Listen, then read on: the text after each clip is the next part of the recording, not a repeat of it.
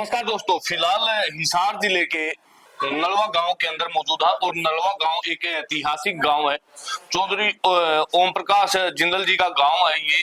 तो तमाम यहाँ पे बड़े बड़े सेठ साहूकार यहाँ पे पैदा हुए। बहुत ही धनाढ़, अगर गांव की बात करूं तो सबसे धनाढ़ गांव है यहाँ। हिसार जिले ही नहीं, पूरे हरियाणा के अंदर सबसे धनाढ़ गांव है, क्योंकि ओम प्रकाश जिंदल का गांव है। सावित्री देवी यहाँ जो सबसे पूरे भारत की सबसे धनाढ़ जो है महिला के अंदर उनकी काउंटिंग होती है, तो उस गांव से जुड़े हैं। फिलहाल राजकुमार जी हमारे साथ में जुड़े हुए हैं। एक्स कहूंगा मैं, क्योंकि अभी रिटायरमेंट आए हैं सूबेदार से।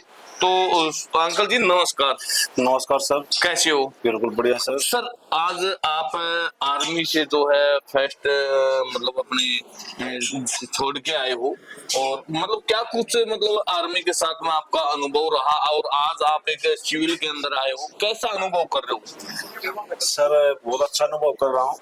मोटे तौर पर, छोटे से छोटे तौर पर आपको बताता हूँ कि आर्मी एक हमारे घर जैसा होता है, क्योंकि लगभग 3 महीने की छुट्टी मिलती है, बाकी 9 महीने वहाँ पर रहते हैं हम। और आखिरी टाइम में घर छोड़ते समय काफी दुख हुआ सर। कितनी उम्र के अंदर आपने आर्मी ज्वाइन की थी? सर मेरी डेट ऑफ बर्थ है वो 27 फरवरी 1978, और मैं 28 फरवरी 1996 के अंदर 18 साल 1 महीने के अंदर फौज को ज्वाइन कर लिया।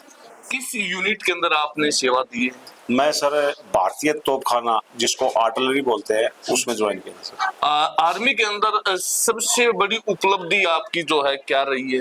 आर्मी के अंदर सबसे बड़ी उपलब्धि, मैं सेना का एक सूबेदार का रैंक लेके आया, और मैंने अपनी चलती सर्विस के दौरान मेरे दोनों बच्चों को सक्सेस कर लिया। यही मेरी सबसे बड़ी उपलब्धि। दोनों बच्चे किस किस फील्ड के अंदर सक्सेस हुए? मेरा एक बेटा और एक बेटी है। मेरा बेटा एज ए इंडियन एयरफोर्स में फ्लाइंग अफसर है, और मेरी बेटी ने सिविल से BCA करके और MBA कर लिया है। अब वो पूना के अंदर इंफोसिस यूनिवर्सिटी के अंदर इस जून में जाएगी, और 2 साल का कोर्स है। MBA उनका कंप्लीट होकर के उनकी भी जॉब लग जाएगी। आर्मी जीवन के अंदर सबसे कठिन अनुभव आपका क्या रहा? सबसे कठिन अनुभव सर आर्मी के अंदर ट्रेनिंग से संबंधित रहा, क्योंकि हम सिविल से और आर्मी में जाते हैं तो वहाँ पर ट्रेनिंग में काफी कुछ मुश्किलों का सामना करना पड़ा। यही सबसे कठिन अनुभव है। आपने अपने जो जूनियर जवान थे उनको कैसे लीड किया? मैंने अपने से जूनियर जवानों को एज ए एक जवान की तरह ट्रीट किया। सिविल से जब कोई बच्चा एक ट्रेनिंग के लिए आता है तो उसको कुछ नहीं पता होता है, उसको धीरे धीरे अच्छी बातें बता करके, अच्छा मोटिवेट करके, अच्छा उसको लक्ष्य प्राप्ति की बातें करके अपने लक्ष्य तक पहुंचा करके उसको ट्रेनिंग से पासिंग आउट किया। आर्मी की ड्यूटी के दौरान ऐसा कोई कठिन ऑपरेशन जो आपने ज्वाइन किया हो? जी सर, उसका अनुभव? जी सर, मैं 30 साल की सर्विस के दौरान मैंने 15 साल JNK के अंदर नौकरी किया है, जिसके अंदर से मैंने 2 ग्लेशियर काटी है सर। एक 2010 में मैंने ऑपरेशन मेघदूत ग्लेशियर के अंदर एज ए टीम की रूप में लगभग 11 महीने के आसपास काटा, और एक कोरोना काल के दौरान 2020 से लेकर के 2022 तक यूनिट के साथ रह करके मैंने लगभग 18,500 फीट की हाइट की 2 पोस्टें काटी है। वो जो कि सबसे ठंडा एरिया बताया जाता है। जी सर, जो नॉर्मल गर्मी के महीने में -47 होता है, तो सर्दी के बाद क्या होता है वो सब बताइए आपको। बिल्कुल बिल्कुल, तो काफी कठिनाई रहती होगी ऐसे मौसम? जी सर, काफी कठिनाई है। जब 1983 के अंदर इंडियन आर्मी ने लिफ्ट किया था, तो उस समय BMS 2 और 303 राइफल होती थी, और आज के यदि युग में देखें, इस आधुनिक युग के अंदर, तो जवानों को काफी क्लोथिंग से लेकर के, काफी राशन से लेकर के काफी कुछ फैसिलिटी मिल गई है। एक सूबेदार के रूप में आपकी जिम्मेदारी क्या थी वहाँ पे? एक सूबेदार के रूप में एक JCO जो रैंक होता है हमारा, वो हम जूनियर कमीशन अफसर होते हैं। एक सूबेदार बनने के बाद में मैं लगभग एक कंपनी को लीड करता हूँ sir.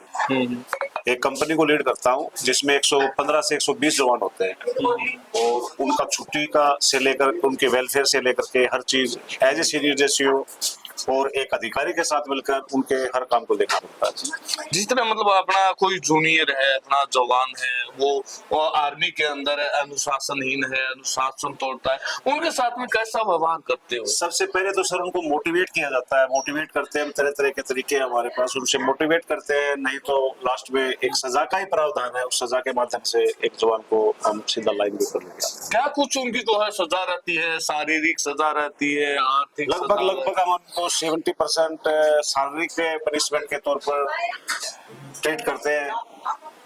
By the way 30% document side से पे फाइन दे करके या उनको रेडिंग दे करके, रेडिंग से आगे नुकसान उनके प्रमोशन में होता है, इस प्रकार की सजाएं मिलती है सर। बिल्कुल बिल्कुल।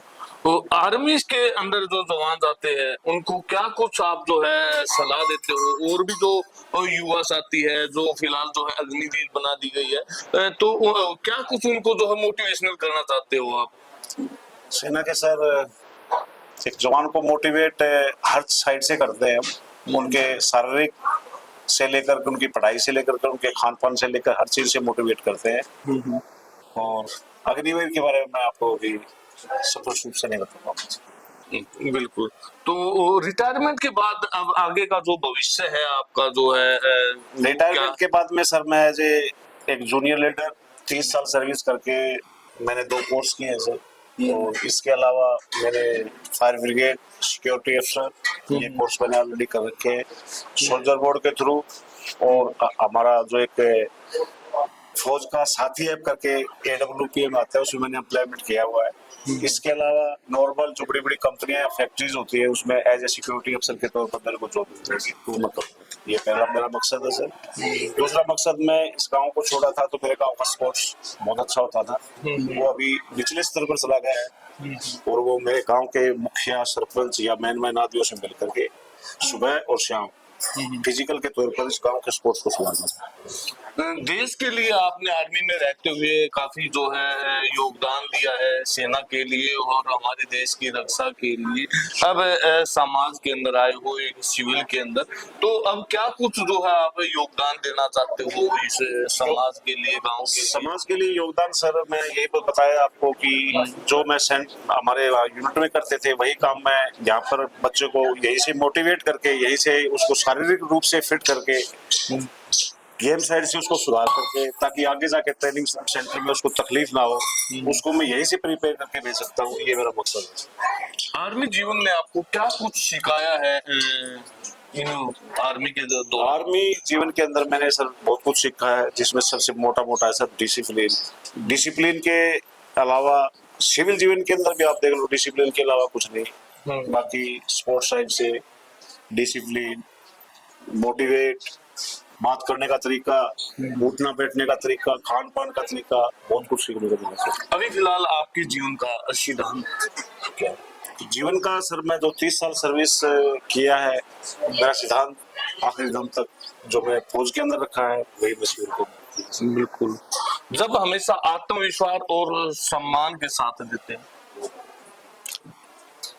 जो आर्मी का जो भी जवान है वो हमेशा ही देश के लिए आत्म सम्मान जो है और आपको आत्मविश्वास और सम्मान का साथ देता है। क्या कुछ इसके जो कारण है?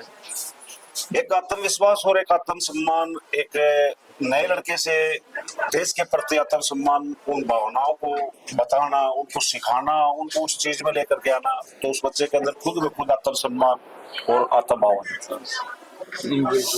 और फिलहाल की अगर हम बात करें तो हरियाणा, एक साइड में हरियाणा पुलिस है, नौकरी वो भी बेल्ट की है, वो भी देश सेवा करती है, और एक साथ हमारी जो है इंडियन आर्मी है वो भी जो है बेल्ट की नौकरी है, वो भी देश सेवा करती है। लोग इंडियन आर्मी को इतना सम्मान क्यों देते हो और हरियाणा पुलिस को क्यों नहीं देते? सर ये आपने बात बहुत अच्छी बात की है सर। ये एक गृह मंत्रालय के अंदर आते हैं, स्टेट फोर्स है सर, हम सेंटर के कर्मचारी। हमारा काम देश के अंदरूनी मामलों को सुलझाना होता है सर। हम बॉर्डर का सेंटर कर्मचारी, हम बॉर्डर का कार्य समझते हैं। कल को देश के ऊपर कोई भारी आतंकवाद या भारी किसी देश का आक्रमण होता है तो हम उसके लिए बने हैं, न कि हम देश के अंदरूनी मामलों के लिए। पहली बात तो ये सर। और देश का अंदरूनी मामला यदि फिर भी ज्यादा गड़बड़ जाता है तो उसके लिए सीआरपीएफ है और दूसरी फोर्सेज है, बीएसएफ है। यदि फिर भी देश का अंदरूनी गृह मामला नहीं होता तो उसमें फिर हमारा सेंटर या इंडियन आर्मी का इंटरसेप्ट करना पड़ता है, बशर्ते हमारी ड्यूटी आउट ऑफ देश के बॉर्डर के ऊपर ही होती है। देखो काम सेम है, उनका भी जो है स्थिति संभालना है, सुरक्षा का है, आपका भी स्थिति का संभालना है, सुरक्षा का है। लेकिन जहां अगर कहीं भी आप चले जाओ, बस के अंदर, ट्रेन के अंदर, आपको अगर इंडियन आर्मी का जवान अगर किसी को आम पब्लिक को मिल जाता है तो वो सल्यूट करता है और अपनी सीट भी जो है उसको दे देता है। और एक जो हरियाणा पुलिस का जवान है उसके साथ में ऐसा व्यवहार क्यों नहीं करता? सर वही तो मैंने आपको बताया ना कि हम अलग अलग स्टेट्स में नौकरी करते हैं। हरियाणा पुलिस है सर, हरियाणा पुलिस